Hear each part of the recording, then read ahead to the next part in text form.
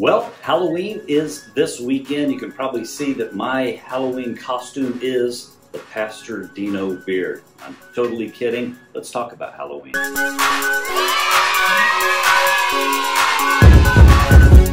So parents often wonder, what is the best way to handle Halloween?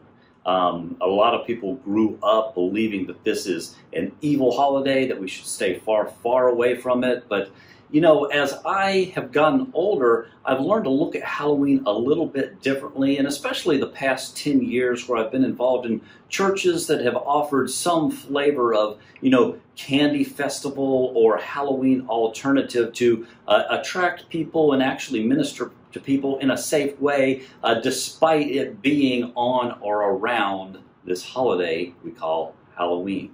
As a little boy, I remember one Halloween my parents dressing me like a hobo, and I do remember a few times, as I grew up, dressing as a Bible character or, some kind of funny monster or something like that. But we didn't celebrate Halloween every year, and it was almost always us doing some church-related activity.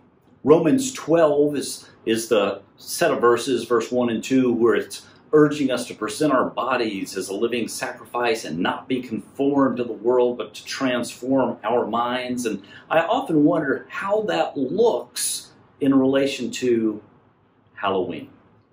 Our choice with our kids was to stay a little bit more distanced from Halloween. I don't remember them dressing up very many years at all, but we would always do some flavor of a harvest festival or a candy festival or something at church around that time, and there was always people that did dress up and kind of embrace the holiday. And some of it's a lot of fun, Disney princesses and all these fun costumes, but a lot of them are just horrible, zombie, nasty, scars, blood, you name it, you see it, mummies, and it's a little bit disturbing. What do we do with that? Well, Jesus never had a house, but I think if Jesus did have a house, he might have had a line of people at his house at Halloween, and he might have been the guy giving out candy or at least healing people. I think of a story in Mark chapter 5 where the really nasty demon-possessed man is running in and Jesus takes care of him. And I think of a story where Jesus had some guys actually lower a man in from a roof to be taken care of by Jesus. You see, people that are hurting, people that are suffering, people that are in sin, all of those people need Jesus. They needed him then, so he had people literally flocking to him. And I think it would be much the same today, so it should be the same way for us. This is a moment where we can acknowledge the supernatural. We can acknowledge that evil is real, but we can also not conform. We can separate ourselves from that.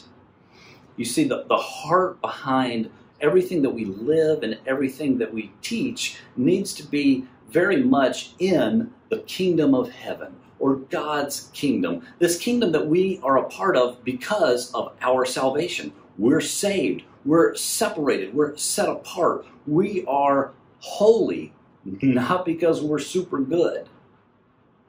Not because we avoid Halloween and we shun evil. No, we're holy because he is holy.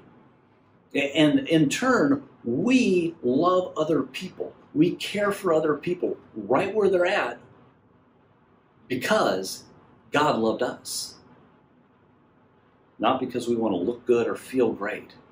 So I am working on a message right now about the kingdom of God, the kingdom of heaven, and how we are all collaborators in that.